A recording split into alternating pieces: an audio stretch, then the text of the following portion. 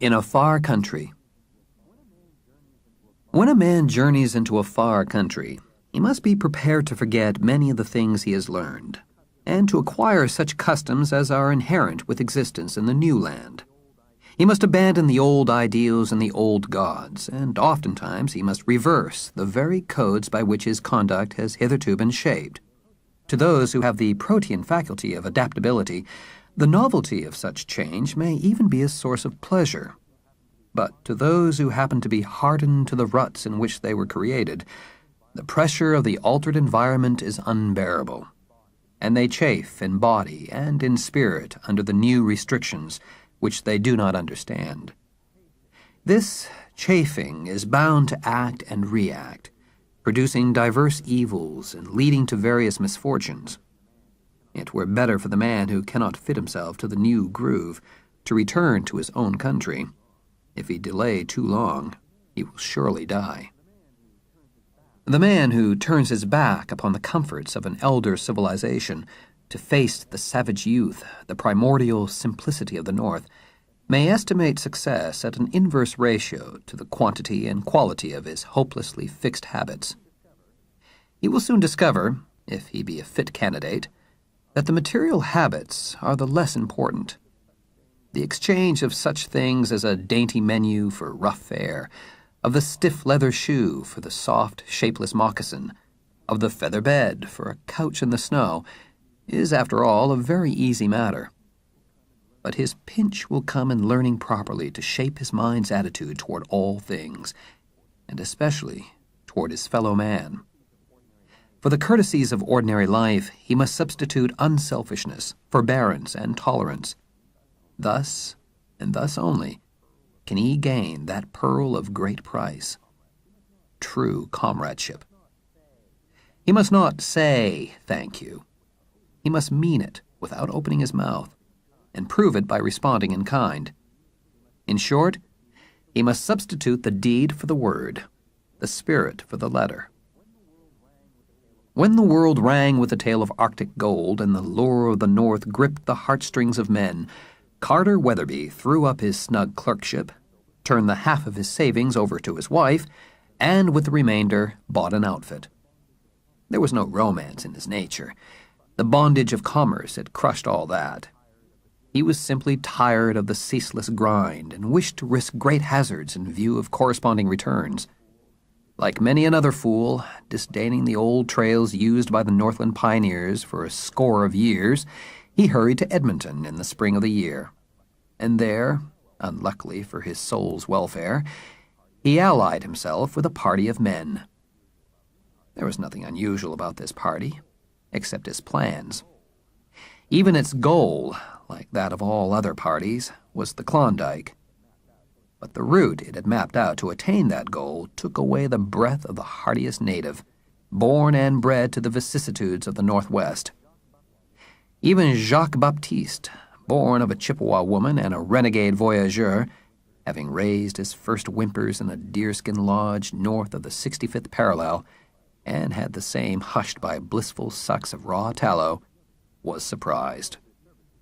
Though he sold his services to them and agreed to travel even to the never-opening ice, he shook his head ominously whenever his advice was asked.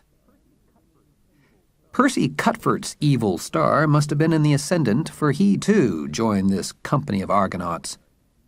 He was an ordinary man, with a bank account as deep as his culture, which is saying a good deal. He had no reason to embark on such a venture, no reason in the world, save that he suffered from an abnormal development of sentimentality. He mistook this for the true spirit of romance and adventure. Many another man has done the like, and made as fatal a mistake. The first break-up of spring found the party following the ice run of Elk River. It was an imposing fleet, for the outfit was large, and they were accompanied by a disreputable contingent of half-breed voyageurs with their women and children. Day in and day out they labored with the bateaux and canoes, fought mosquitoes and other kindred pests, or sweated and swore at the portages. Severe toil like this lays a man naked to the very roots of his soul, and ere Lake Athabasca was lost in the south, Each member of the party had hoisted his true colors. The two shirks and chronic grumblers were Carter Weatherby and Percy Cuthbert. The whole party complained less of its aches and pains than did either of them. Not once did they volunteer for the 1,001 petty duties of the camp. A bucket of water to be brought, an extra armful of wood to be chopped, the dishes to be washed and wiped, a search to be made through the outfit for some suddenly indispensable article. And these two effete scions of civilization discovered sprains or blisters requiring instant attention. They were the first to turn in at night, with a score of tasks yet undone, the last to turn out in the morning, when the start should be in readiness before the breakfast was begun. They were the first to fall to at mealtime, the last to have a hand in the cooking, the first to die for a slim delicacy, the last to discover that they had added to their own another man's share. If they toiled at the oars, they slyly cut the water at each stroke and allowed the boat's momentum to float up the blade. They thought nobody noticed, but their comrades swore under their breaths and grew to hate them, while Jacques-Baptiste sneered openly and damned them from morning till night. But Jacques-Baptiste was no gentleman. At the Great Slave, Hudson Bay dogs were purchased, and the fleet sank to the guards, with its added burden of dried fish and pemmican. Then canoe and bateau answered to the swift current of the Mackenzie, and they plunged into the great barren ground. Every likely-looking feeder was prospected, but the elusive pay dirt danced ever to the north.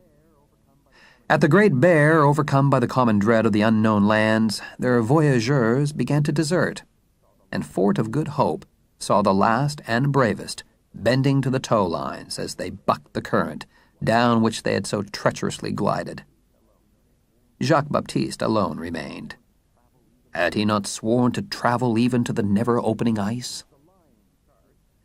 The lying charts, compiled in Maine from hearsay, were now constantly consulted, and they felt the need of hurry, for the sun had already passed its northern solstice and was leading the winter south again. Skirting the shores of the bay where the Mackenzie disembogues into the Arctic Ocean, they entered the mouth of the Little Peel River. Then began the arduous upstream toil, and the two incapables fared worse than ever. Towline and pole, paddle and tumpline, rapids and portages, such tortures served to give the one a deep disgust for great hazards, and printed for the other a fiery text on the true romance of adventure. One day they waxed mutinous, and being vilely cursed by Jacques-Baptiste, turned, as worms sometimes will. But the half-breed thrashed the twain and sent them bruised and bleeding about their work. It was the first time either had been manhandled. Abandoning their rivercraft at the headwaters of the Little Peel, they consumed the rest of the summer in the great portage over the Mackenzie watershed to the West Rat.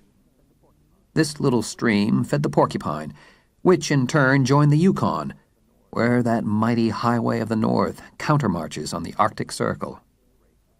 But they had lost in the race with winter, and one day they tied their rafts to the thick eddy ice and hurried their goods ashore. That night, the river jammed and broke several times. The following morning, it had fallen asleep for good. We can't be more than 400 miles from the Yukon, concluded Sloper, multiplying his thumbnails by the scale of the map. The council, in which the two incapables had whined to excellent disadvantage, was drawing to a close. "Hudson Bay Post, long time ago. No use 'em now." Jacques-Baptiste's father had made the trip for the fur company in the old days, incidentally marking the trail with a couple of frozen toes. "Sheffrin cracky!" cried another of the party. "No whites?" "Nary white," Sloper sententiously affirmed. "But it's only 500 more up the Yukon to Dawson. Call it a rough 1,000 from here." Weatherby and Cuthbert groaned in chorus. "Well, how long that'll take, Baptiste?" The half-breed figured for a moment. "Well, work 'em like hell. No man play out. 10, 20, 40, 50 days. Babies come," designating the incapables. "No can tell. Maybe when hell freeze over. Maybe not that, huh? The manufacture of snowshoes and moccasins ceased. Somebody called the name of an absent member, who came out of an ancient cabin at the edge of the campfire and joined them. The cabin was one of the many mysteries which lurk in the vast recesses of the North. Built when and by whom, no man could tell. 2 graves in the open, piled high with stones, perhaps contained the secret of those early wanderers. But whose hand had piled the stones? The moment had come. Jacques-Baptiste paused in the fitting of a harness and pinned the struggling dog in the snow. The cook made mute protest for delay, threw a handful of bacon into a noisy pot of beans, then came to attention. Sloper rose to his feet. His body was a ludicrous contrast to the healthy physiques of the incapables.